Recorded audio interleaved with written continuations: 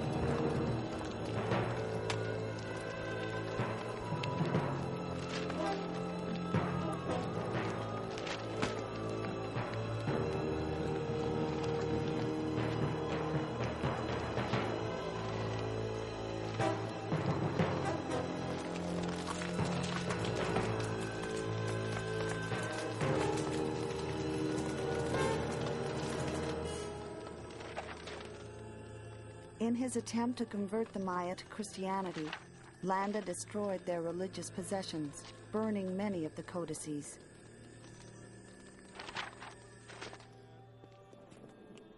Pero dime, ¿y qué pasó con la escritura si los libros fueron destruidos? What happened to the writing if the books were destroyed? Por suerte, no solo en los libros escribían los mayas. Fortunately, the Maya wrote not only in books. We find writing on their stone monuments and on pottery, as on this plate found in the Yucatan area. It's a passage from the Popol Vuh, a Maya legend. Una leyenda maya.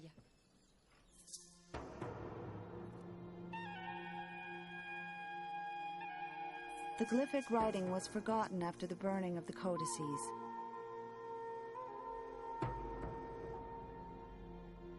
"50 years after Maudsley's photos were published, they were also used by scholars to study the glyphs and inspired many expeditions to the region.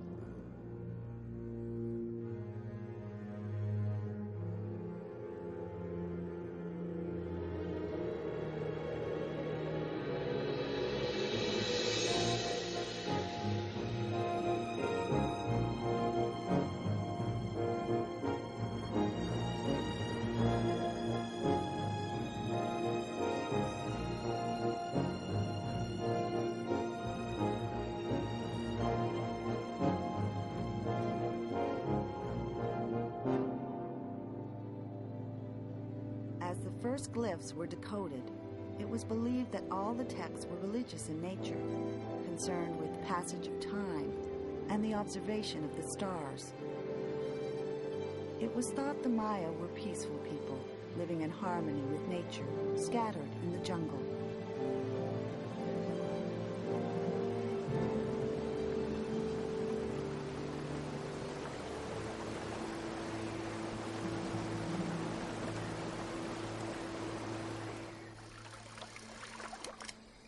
In 1946, a discovery was made which cast more light on the mystery of the Maya.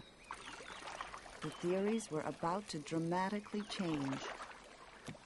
Photographer Giles Healy was making an expedition to the jungle inhabited by the Lacandon. I spent more than 2 years in the region with the Lacandon Indians filming their daily life. I noticed that from time to time the men would disappear for a couple of days. They were making a pilgrimage to a temple, but it was impossible to follow them.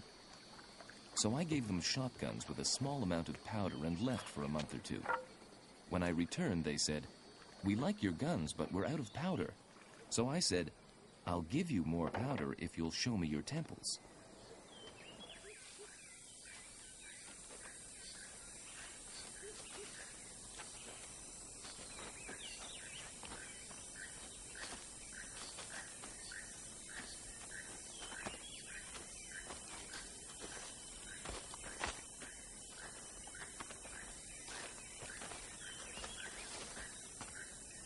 I'll never forget being guided to Bonampak.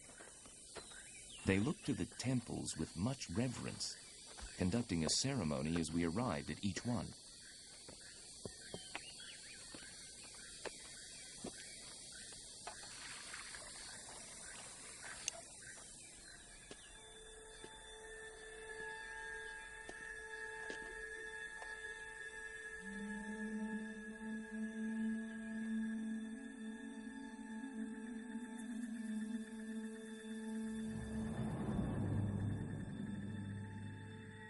As my eyes became accustomed to the dim lamplight, I saw that each room was painted with frescoes that showed a file of Maya chiefs in full regalia. These paintings changed many of the ideas which were held about the Maya. Never before had we seen scenes of battle, slavery, and torture, painted by the Maya themselves.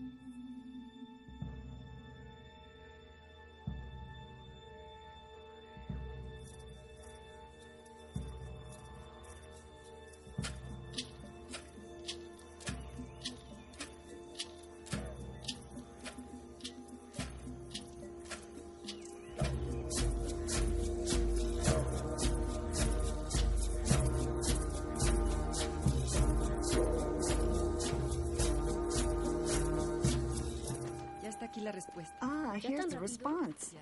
So rapidly? Vamos a ver qué nos dice. Yes, let's see what it says.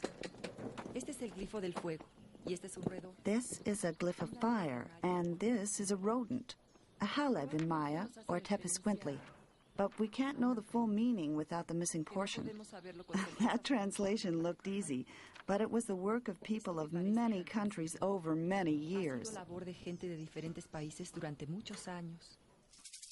The first clue to the Maya writing was the numbers. The Maya established their units based on man's 20 digits. They were one of only 4 civilizations to develop the concept of zero. Numbers were put in different positions. Dots were worth 1. 1, 2, 3, 4, and 5 was a bar. 15 is 3 bars.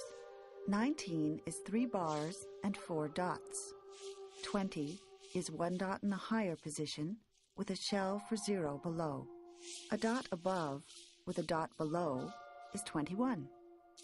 A dot above with a bar below is 25. 2 dots above means 2 20s, or 40. A bar in the upper position means 5 20s, 100. A dot with 2 zeros below is 400. A dot with 3 zeros below is 8,000.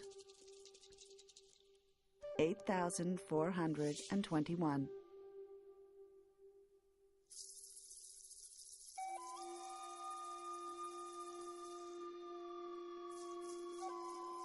The Maya were great mathematicians and astronomers. They calculated the length of the solar year with an error of only 23 seconds. The cycle of Venus with a margin of error of only 1 day in 6,000 years.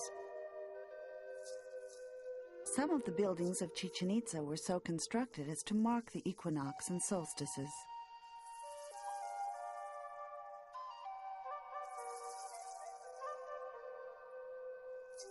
They also knew the cycles of Mars, Jupiter, and Saturn, and were able to calculate eclipses of the sun 33 years ahead.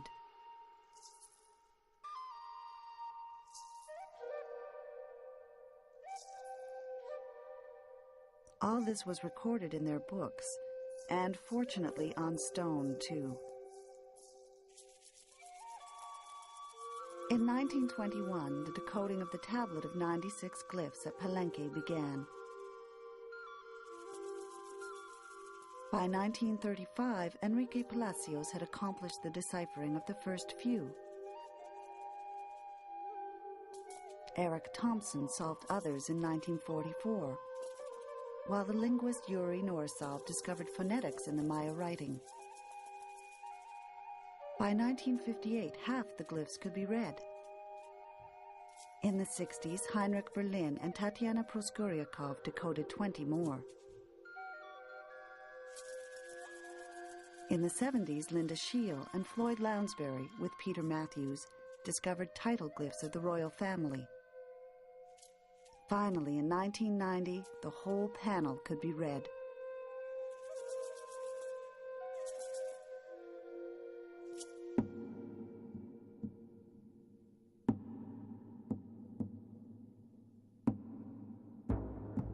The panel told the history of the royal family of Palenque, their wars, and the transmission of power to young kings.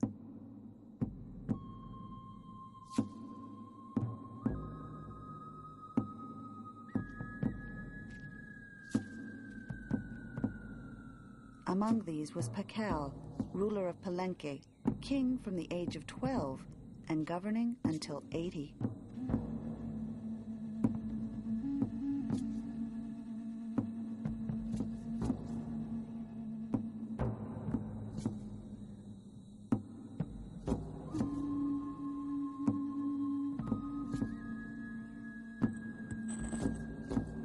It was ceremonies such as this which were recorded in stone in all the Maya cities.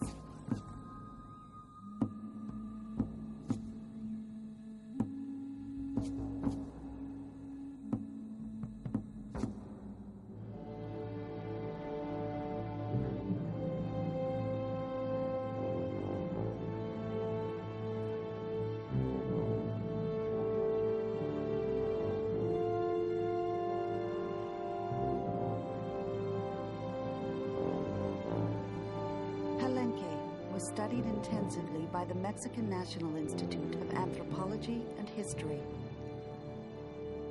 In 1949, the Mexican archaeologist Alberto Ruz decided to investigate the Temple of the Inscriptions to see if it had been built on top of another building.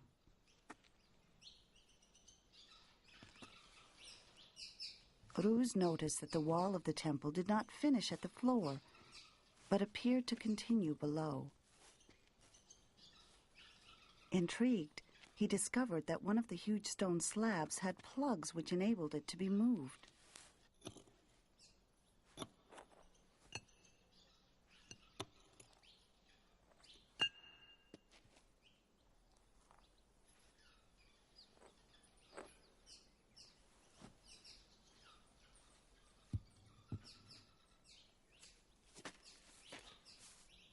Vamos, más rápido, al mismo tiempo.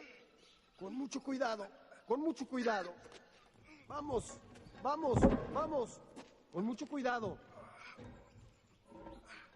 cuidado. As the slab was moved, a narrow opening was revealed, a secret passageway.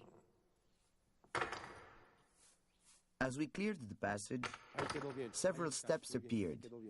I immediately resolved to follow the stairs to its end, in spite of the exhausting work this implied.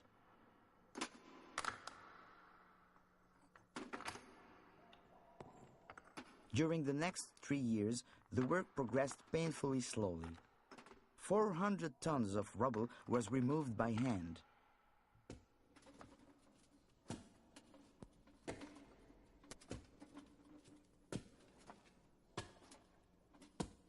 By the end of the 3rd season, we had not found a single clue. I imagined that the stairs had been deliberately sealed to conceal their original purpose, but I had no idea what this purpose was.